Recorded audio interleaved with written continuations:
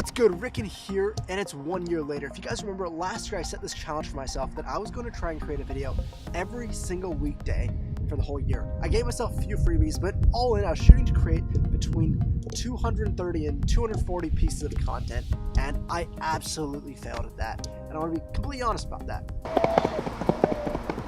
So now that I failed, it's time for the punishment.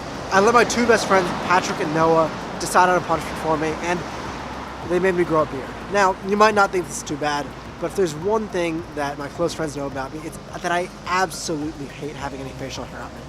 For the past 8 years, they've been trying to get me to grow a beard, and I've refused. In fact, I even wrote my college application essay on how much I love shaving and not having a beard. So this is something that my close friends have been trying to get me to do for years, and for the past 2 weeks, I've been growing this out, and I'll probably grow it out for another week or two before you'll never see this again.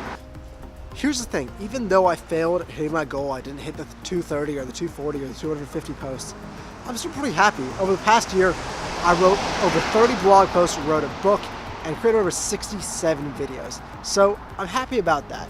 And a lot of people ask, why didn't you just set a more realistic goal? Why didn't you just set a goal where you knew you could hit it? Why not 1 or 2 pieces of content a week? And I'm very happy that I kind of set this goal that I knew I was going to fail at, or was very likely to fail at, because it led me to create way more than I otherwise would have. I was just sitting down to edit this video, and I realized there's one thing I didn't talk about, and it's about what I learned about myself. Obviously, there's tangible skills I learned, like editing video and audio and lighting and stuff like that. But I also learned a lot more about my beliefs. I think this whole process about creating videos about adventure and entrepreneurship really started to make me question my beliefs. Because when I started this video series, when I started this whole project of creating content, it was kind of at a high point. I was just about to start what I thought was my dream job. I was running Moonlit Furniture, and it was still going decently. I was Commodore of the Sailing Club, and I had a lot of friends. And over the course of this past year, I quickly discovered that job was not something I wanted to be doing. I ended up kind of stepping down from my role as Commodore of the Sailing Club. A lot of my friends have graduated and moved on, and Moonlit kind of had to be shut down and retooled.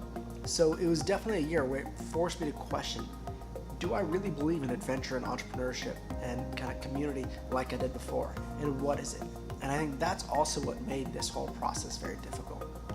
And it really made me kind of think about those beliefs. This video series is not about how much stuff I can create. It's not about me trying to become more famous. More than anything, it's trying to share the things I've learned, because there's hundreds of people who have helped me along this way of becoming a better entrepreneur and a better adventurer.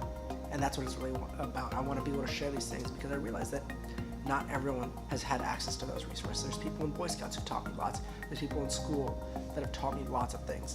And I want to just pass that on. That's what this is really about. I'm just about back at my hostel, and it's time for breakfast, so we're going to wrap this video up here. For those of you guys who are wondering what's next, I'm still going to put out videos, I'm still going to keep writing articles, and I'm definitely not done with my stupid antics and adventures. So follow along, there's a lot more to come, and I'm excited for this year to come.